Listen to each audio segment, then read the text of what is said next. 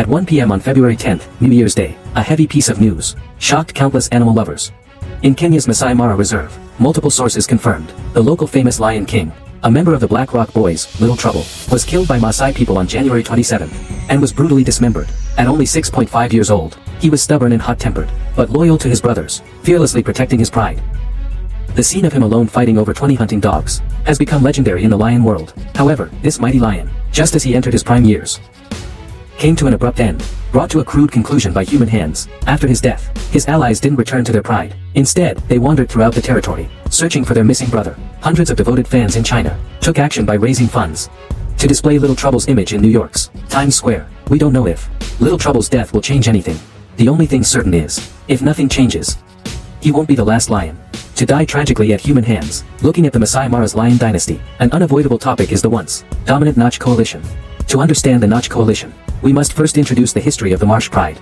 Speaking of the Marsh Pride's history, it's about the Maasai people, a vivid indictment of bloody crimes. In today's video, we'll start with the story of the four Marsh sisters, to witness the 20-year history of the Marsh Pride, and those hidden tragedies behind the glorious years. Friends who know me well certainly know, the Marsh sisters are my favorite lion group.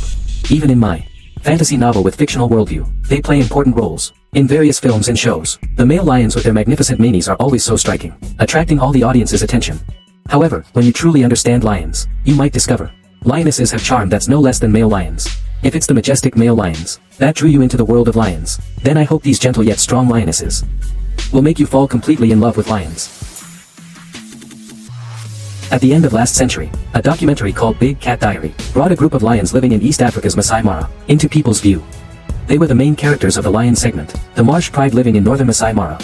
By 1998, the Pride had successfully raised over 10 cubs. Everything was so prosperous. The Pride's guardians were a coalition of two males called the Scar brothers. This was a very interesting pair. The elder Scar was a lion with a magnificent mane and robust build. His small eyes and round mouth made him appear both dignified and good-natured. He was very polite to the Pride and extremely patient with the cubs, while his slightly smaller ally Scarf, perhaps due to genetic limitations, he never grew the majestic brown mane. Although the vast majority of the Pride, or even all of the cubs, were not Scarf's offspring, this didn't affect his contribution to the Pride. Scarf was rarely seen with the Pride, because he was always patrolling the territory, in unknown corners, fighting against one intruder after another who dared to threaten the Pride. That year, the Masa Pride was surrounded by a herd of angry buffalo. Pride leader Scar fell in battle. The lionesses in fierce battle had no strength to protect the cubs. At this critical moment, Scarf stepped forward, repeatedly charging into the most dangerous battlefield, preventing the buffalo from attacking the cubs. For the Pride, he would risk everything, even death. His efforts weren't in vain. Although in the chaos, one cub unfortunately died, but the remaining 10 survived. And among them, 4 females are the protagonists of our video today, the later Masa sisters. Though it's unknown if after growing up, they would still remember the uncle who risked his life to save them back then, under the protection of Scarf brothers. Those cubs who survived back then grew day by day and reached the age of independence. Just then, misfortune suddenly struck. In 2000, 2 lionesses and 1 male lion from the Masa Pride for killing Maasai cattle, and brought disaster upon himself, and that male lion was Scar.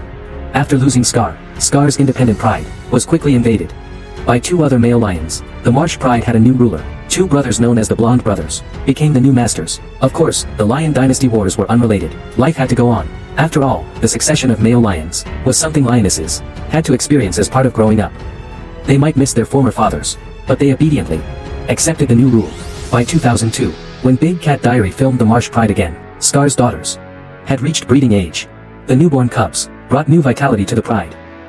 Perhaps it was the most content time in the Marsh sisters' lives. Though new to motherhood, they had strong male lions as protectors, and experienced elders as guides. They could peacefully enjoy the happiness of motherhood. Unfortunately, even the best times must come to an end.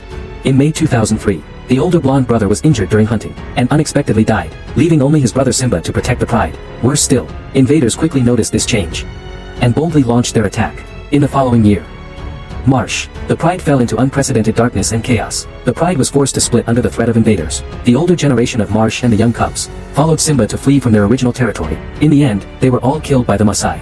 Only 1 sub-adult lioness barely survived. The invaders didn't achieve final victory either. For unknown reasons, they voluntarily abandoned the Marsh Pride. As a result, another pair of nomadic male lions brothers successfully claimed the territory. After a series of changes, by 2004, the Marsh Pride was left with only 4 adult lionesses, Red, White, Eye, and Bibi. This was the first appearance of the Marsh Four Sisters. They formed the new generation of the Marsh Pride. They were protected by a 4-year-old male lion called Liangzong, the heroic lion, and his somewhat inexperienced brother was nameless at the time, but later we generally called him Noah. Chi or Kali. After saying all this, it's time for us to formally introduce the Four Sisters. The pillar among the Four Sisters is their eldest sister, Red. As she aged, her skin gradually showed a distinctive red color. This was one of her major distinguishing features. Red's other characteristic was her size. At her peak, she was considered the most powerful lioness in the Masai Mara. Her hunting skills were also excellent. However, in comparison, Red's leadership ability was even more outstanding than her physical strength. The hunts she organized and participated in had a high success rate. White Eye, the second sister among the Four Sisters, has a distinctive blind right eye, which makes him look very fierce.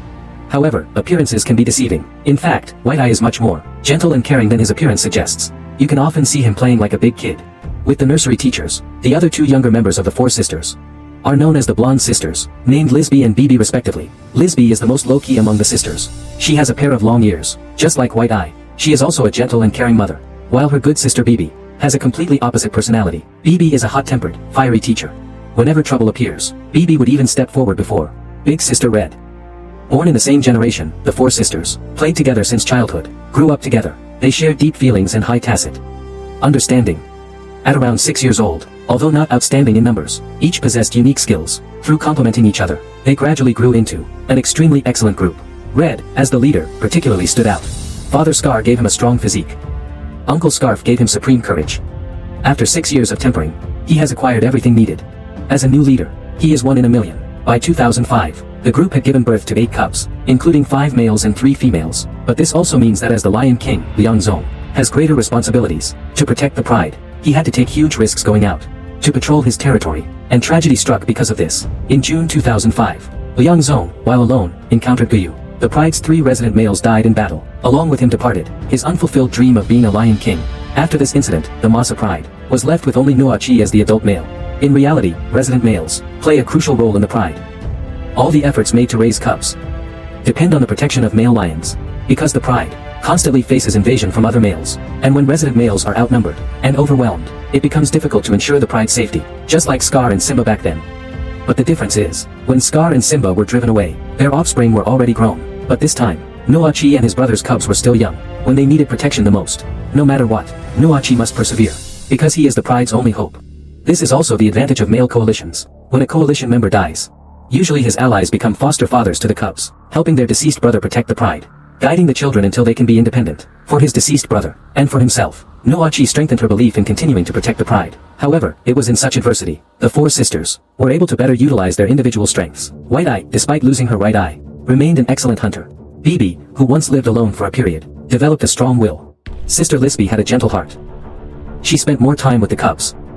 Red, as the absolute core of the pride, had to perform even better. Sometimes she even had to take on the role of a male lion. In August 2005, 3 young nomadic male lions appeared near the Marsh Pride.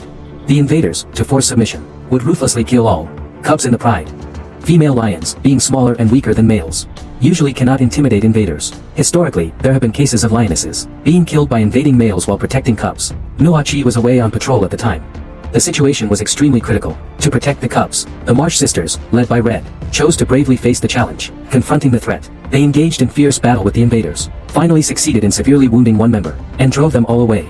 The severely wounded male lion later presumably died from an infected wound. The remaining 2 male lions were soon after forcefully driven away by Luo Chi, who had returned to the pride.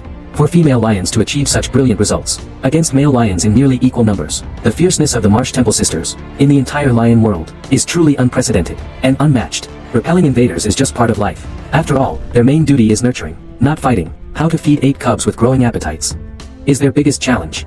To ensure the growing cubs don't go hungry, the 4 sisters tirelessly roam the hunting grounds. Luo Chi, who guards the pride, rarely helps, but they still don't mind sharing prey with him. This is the virtue of lions. Pride members don't count who contributes more, or who contributes less. They stay united, working together for survival. On sunny days, there are occasionally some small episodes. Shortly after removing those 2 young male lions, Nuchi unexpectedly encountered a newly matured adorable wandering lioness. Her name was Tam. Her identity was quite special. Tam's father was one of the previous blonde Marsh brothers who were defeated. Her mother was an older Marsh lioness. She was the one mentioned earlier, the little lioness who survived the Maasai massacre. By generational order, she was the half-sister of the 4 Marsh sisters. Soon Nuchi and Tam fell in love.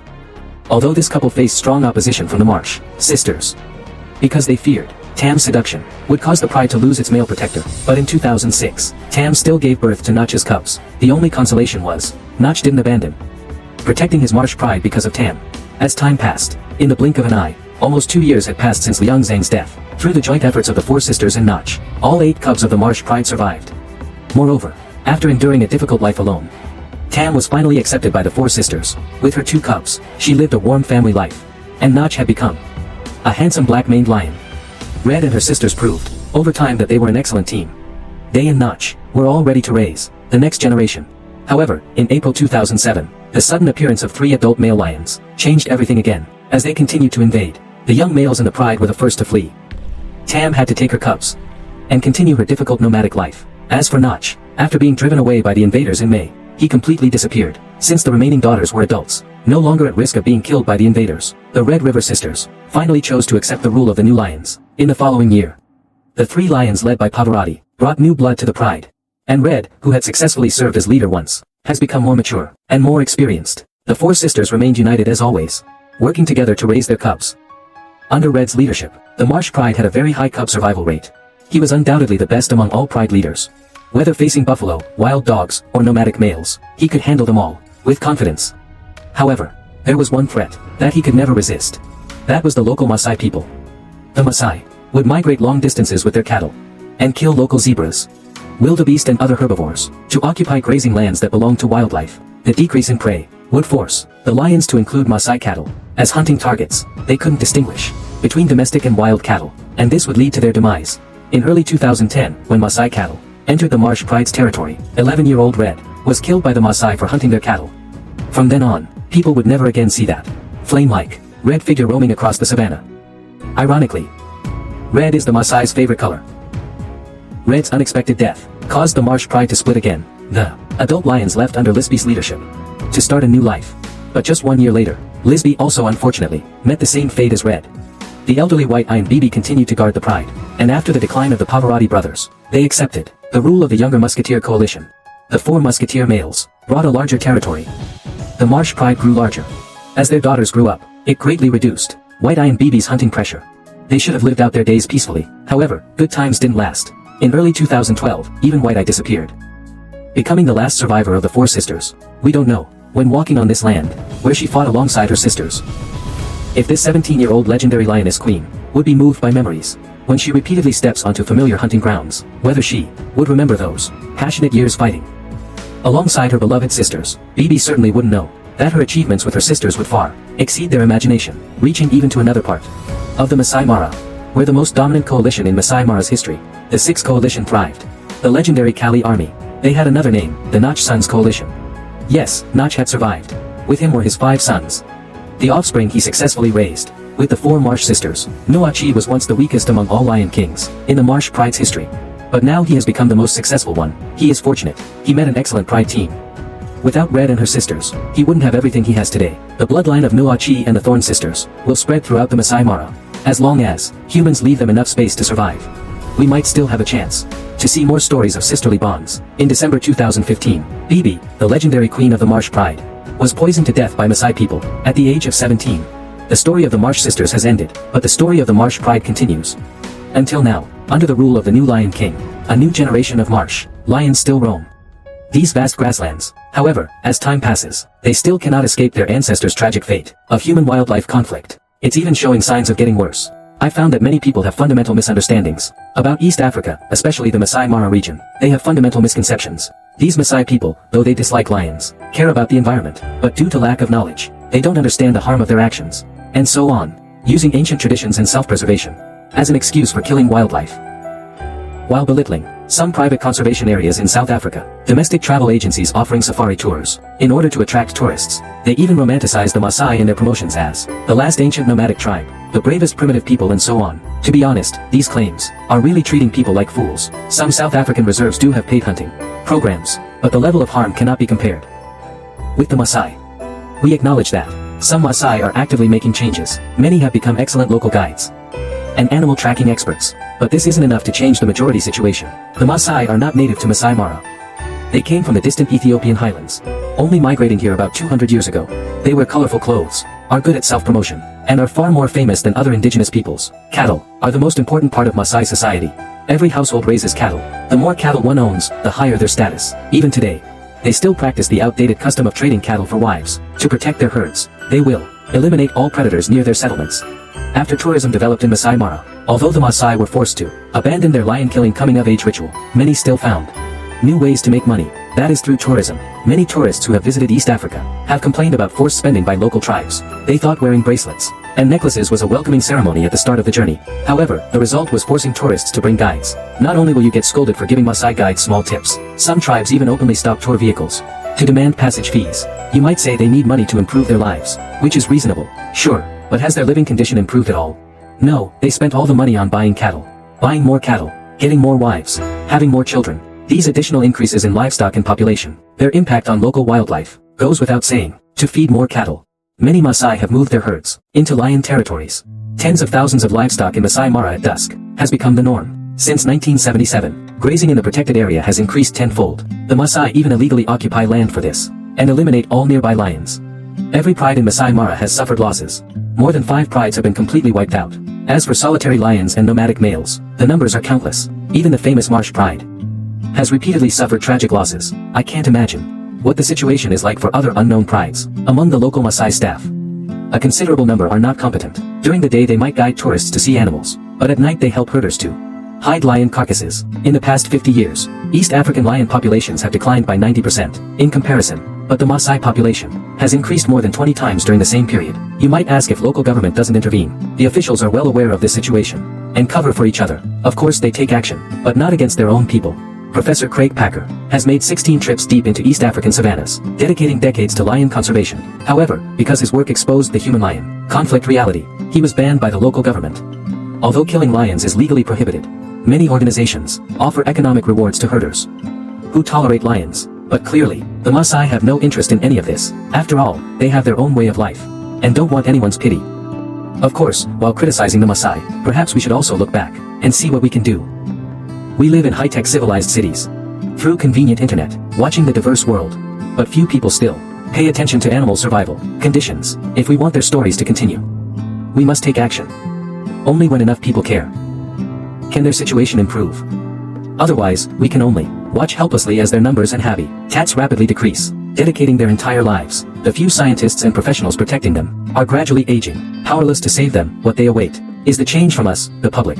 We may not be able to help them directly by their side, but as long as more of us pay attention to them, even without any contribution, just out of various interests, everything they are experiencing will be amplified. This means more people with real ability can choose to act. Perhaps most do it to enhance corporate image.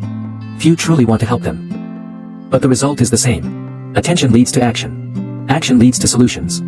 This is the key issue. Maybe we can't force others to care about things they don't like. Maybe this world isn't so perfect. If that's the case, why don't we, like the Masha sisters, work together to create a better world? What lies before us now is an opportunity to save goodness and create the future. This might be our and the animals' last chance. The world of wildlife is far richer than we previously understood. They have more charm waiting to be discovered. They shouldn't be forgotten. Hopefully one day, our descendants will see more lions roaming freely on the savannah, and hopefully one day, whenever people speak of lions, we'll no longer say that lions are bloodthirsty, honest killing machines.